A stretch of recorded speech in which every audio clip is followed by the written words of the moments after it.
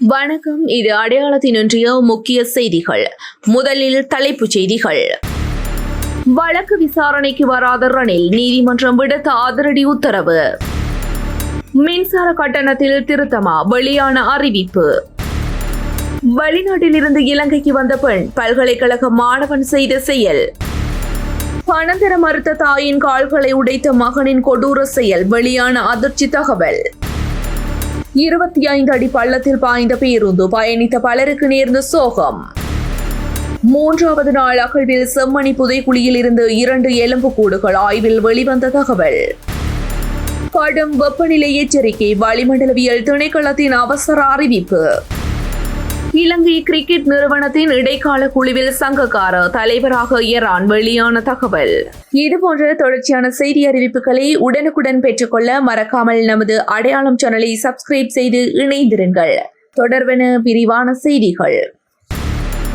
அரசு நிதி முறைகேடு குற்றச்சாட்டின் கீழ் முன்னாள் ஜனாதிபதி ரணில் விக்ரமசிங்க அவர்களுக்கு எதிராக தாக்கல் செய்யப்பட்டுள்ள வழக்கில் புதிய நீதிமன்ற உத்தரவு வெளியிடப்பட்டுள்ளது.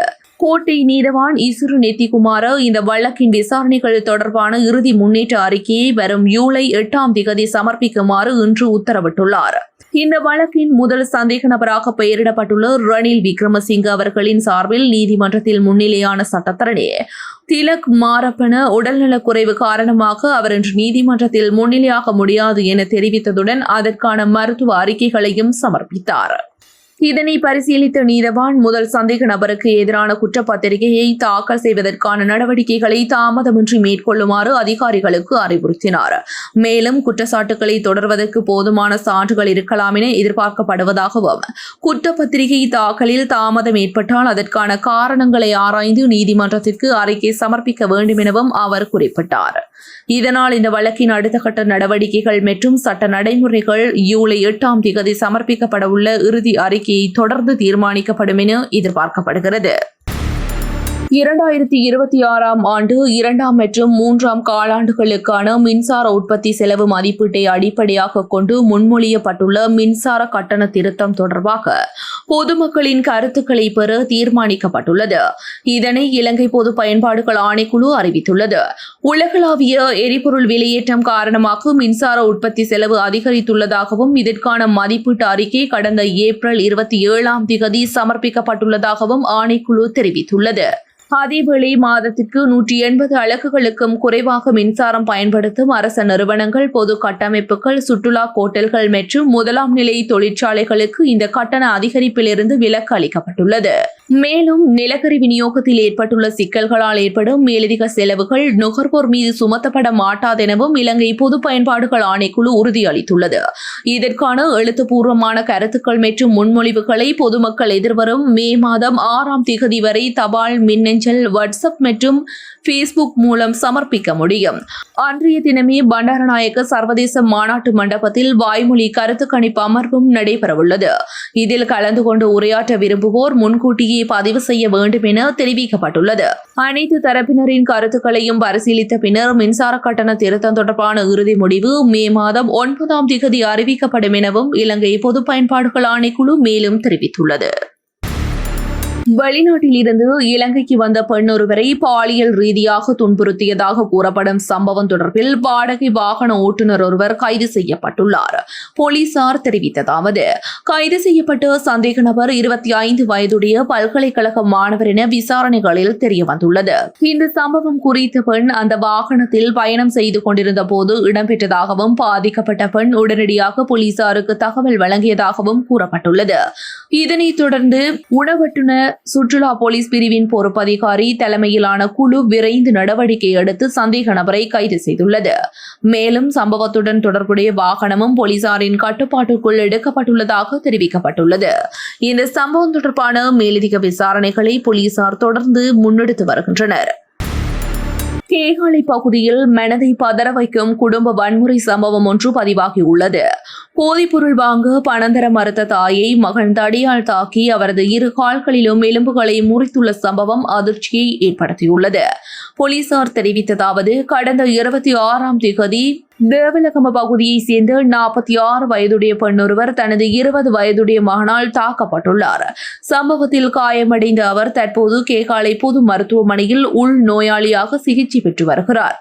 சந்தேக நபரான மகன் போதைப் பொருளுக்கு கடுமையாக அடிமையானவர் எனவும் நண்பர்களுடன் சேர்ந்து போதைப் பொருள் பயன்படுத்துவதற்காக அடிக்கடி தாயிடம் பணம் கோரியதாகவும் விசாரணையில் தெரியவந்துள்ளது. மகனின் அச்சுறுத்தலால் சில சந்தர்ப்பங்களில் தாய் பணம் வழங்கி வந்ததாகவும் கூறப்படுகிறது. சம்பவம் நடைபெற்ற தினத்தில் மகன் மீண்டும் 5000 ரூபாய் கோரிய நிலையில் தன்னிடம் பணம் இல்லை என தாய் தெரிவித்ததால் கோபமடைந்த அவர் முதலில் கைகளில் கிடைத்த பொருட்களால் தாக்கி பின்னர் தடியால் தாயின் இரு கால்களிலும் கடுமையாக அடித்துள்ளார். இதனால் படுகாயமடைந்த பெண் முச்சக்கர வண்டி மூலம் மருத்துவமனைக்கு கொண்டு செல்லப்பட்ட நிலையில் இரு கால்களிலும் எலும்பு முறிவு ஏற்பட்டுள்ளதாக மருத்துவர்கள் உறுதிப்படுத்தியுள்ளனர். இச்சம்பவம் தொடர்பில் சந்தேக நபரான மகனை கைது செய்ய போலீசார் தீவிர நடவடிக்கைகளை முன்னெடுத்து வருகின்றனர். ஹட்டன் டிகோயா பகுதியில் பயணித்த தனியார் பேருந்து ஒன்று விபத்துக்குள்ளானதில் பலர் காயமடைந்துள்ளனர்.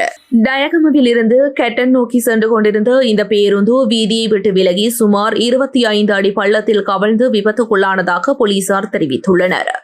நேற்று பிற்பகல் சுமார் 3 மணியளவில் ஹட்டன் போடைஸ் வழியாக டிகோயா பெட்டல்கல பகுதியில் இந்த விபத்து இடம்பெற்றுள்ளது. இந்த விபத்தில் பாடசாலை மாணவர்கள் உட்பட 20க்கும் மேற்பட்டோர் காயமடைந்துள்ளனர். காயமடைந்தவர்கள் டிகோயா ஆதார வைத்தியசாலையில் அனுமதிக்கப்பட்டு சிகிச்சை பெற்று வருகின்றனர். அவர்களில் சிலரின் நிலைமை கவலைக்கிடமாக இருப்பதாக வைத்தியர்கள் தெரிவித்துள்ளனர். மற்றொரு பேருந்திற்கு வழிவிட முயன்ற போது சாரதி கட்டுப்பாட்டை இழந்ததால் இந்த விபத்து ஏற்பட்டதாக ஆரம்பகட்ட விசாரணைகளில் தெரியவந்துள்ளது. விபத்து இடம்பெற்ற போது பேருந்தில் சுமார் 35 பேர் பயணித்திருந்ததாகவும் சாரதியும் உதவியாளரும் காயமடைந்துள்ளதாகவும் ஹட்டன் போலீசார் தெரிவித்துள்ளனர்.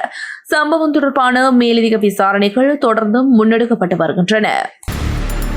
யாழ்ப்பாணம் செம்மணி சித்துப்பாத்தி இந்து மயானத்தில் கண்டறியப்பட்ட மனித புதைக்குழி தொடர்பான அகழ்வு பணிகள் தொடர்ந்து முன்னெடுக்கப்பட்டு வருகின்றன. அதன் 3ஆம் கட்டத்தின் 3வது நாள் அகழ்வு பணிகள் நேற்று நடைபெற்றுள்ளதாக தகவல்கள் தெரிவிக்கின்றன. இதுகுறித்து கருத்து தெரிவித்த சட்டத்தரணி ரணிதா ஞானராஜா, அகழ்வு பணியின் போது ஏற்கனவே அடையாளம் காணப்பட்ட 217 மற்றும் 220 என்ற இலக்கங்களை கொண்ட எலும்புக்கூடுகள் முழுமையாக அகழ்ந்தெடுக்கப்பட்டு நீதிமன்றத்தின் கண்காணிப்பிற்கு கொண்டு செல்லப்பட்டுள்ளதாக தெரிவித்தார்.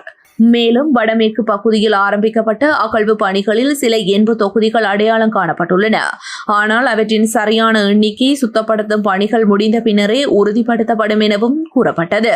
முன்னதாக வழங்கப்பட்ட தொல்லியல் ஆய்வறிக்கையின் அடிப்படையில் இதுவரை 1.5 அடி முதல் 2 அடி ஆழம் வரை மட்டுமே அகழ்வு செய்யப்பட்டுள்ளதாகவும் இனி தொடரும் பணிகளின் போது மேலும் ஆழம் தீர்மானிக்கப்படும் என்றும் அவர் குறிப்பிட்டார். அத்துடன் ஸ்கேன் பரிசோதனைகளின் அடிப்படையில் தெரிவு செய்யப்பட்ட பகுதிகளில் அகழ்வு நடைபெற்று வருவதுடன் ஏனைய பகுதிகளிலும் எண்பு தொகுதிகள் உள்ளதா என்பதை உறுதிப்படுத்த மீண்டும் ஸ்கேன் பரிசோதனை மேற்கொள்ளப்பட வேண்டியுள்ளதாகவும் தெரிவித்துள்ளார். மேலும் அந்த பகுதியில் காணப்படும் கருமண் தன்மை காரணமாக சான்று பொருட்கள் உள்ளதா என்பதை கண்டறிய மண்ணை அரித்து ஆய்வு செய்யும் நடவடிக்கைகளும் முன்னெடுக்கப்பட்டு வருகின்றன. நாட்டின் பல பகுதிகளில் இன்று முதல் அதிக வெப்பநிலை நிலவும் நிலையில் பொதுமக்கள் அவதானமாக இருக்குமாறு வளிமண்டலவியல் திணைக்களம் எச்சரிக்கை விடுத்துள்ளது. அதன்படி வடமத்திய, கிழக்கு மற்றும் சப்ரகமுவ மாகாணங்கள் உள்ளிட்ட பகுதிகளிலும் குருநாகல், மொனராகல, வவுனியா, முல்லைத்தீவு, கிளிநொச்சி மாவட்டங்களிலும் வெப்பமான வானிலை நிலவும் என தெரிவிக்கப்பட்டுள்ளது. மேலும் மொத்தம் 13 மாவட்டங்களில் சில இடங்களில் மனித உடலில் உணரப்படும் வெப்பநிலை எச்சரிக்கை மட்டத்தை எட்டக்கூடும் என்றும் கூறப்பட்டுள்ளது. இதனால் நீண்ட நேரம் வெயிலில் இருப்பது உடல் சோர்வை ஏற்படுத்தக்கூடும் என்பதால் தேவையற்ற வெளிச்செல்லுதலை தவிர்க்கவும் அதிக அளவு நீர் அருந்தவும் பொதுமக்கள் அறிவுறுத்தப்பட்டுள்ளனர். குறிப்பாக சிறுவர் மற்றும் முதியவர்கள் அதிக கவனத்துடன் இருக்க வேண்டியது அவசியம் எனவும் அதிகாரிகள் வலியுறுத்தியுள்ளனர். இலங்கை கிரிக்கெட் நிர்வாகத்தில் முக்கிய மாற்றம் ஒன்று இடம்பெற்றுள்ளது. இலங்கை கிரிக்கெட் நிறுவனத்தின் இடைக்கால தலைவராக எரான் விக்ரமரத்ன நியமிக்கப்பட்டுள்ளார். முன்னாள் நாடாளுமன்ற உறுப்பினரும் முன்னாள் ராயாங்க அமைச்சருமான அவர் இந்த புதிய பொறுப்பை ஏற்றுக்கொண்டுள்ளார். கடந்த 28ஆம் திகதி கம்சி சில்வா மற்றும் அவரது செயற்குழு உறுப்பினர்கள் அனைவரும் பதவி விலகியதை தொடர்ந்து இந்த நியமனம் விளையாட்டுத்துறை அமைச்சர் சுனில் குமார கமகே அவர்களால் அமைச்சரக வளாகத்தில் வழங்கப்பட்டது.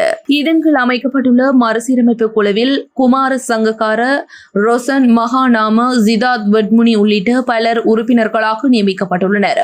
இந்த இடைக்கால நியமனம் கட்டமைப்பு சீர்திருத்தங்களுக்கு வழிவகுக்கும் தற்காலிக நடவடிக்கையாக அரசாங்கம் தெரிவித்துள்ளது. இலங்கை கிரிக்கெட் என்பது நாட்டின் மிகப்பெரிய மற்றும் வருமானம் அதிகம் உள்ள விளையாட்டு அமைப்பாக இருந்தாலும் கடந்த காலங்களில் ஊழல் மற்றும் நிர்வாக குறைபாடுகள் குறித்த குற்றச்சாட்டுகள் எழுந்து வந்தன. இந்த நிலையில் அரசாங்கம் நேரடியாக தலையிட்டு நிர்வாகத்தை மாற்றியமைத்ததை அடுத்து ஹம்சி சில்வா தனது முழு குழுவுடன் பதவி விலகியுள்ளார் என்பது குறிப்பிடத்தக்கது. இன்றைய செய்தி தொடர்பான உங்களுடைய கருத்துக்களை மறக்காமல் கமெண்டில் பதிவிடுங்கள். மேலும் இது போன்ற செய்தி அறிவிப்புகளை உடனுக்குடன் பெற்றுக்கொள்ள மறக்காமல் அடையாளம் சேனலை சப்ஸ்கிரைப் செய்து இணைந்திருங்கள்.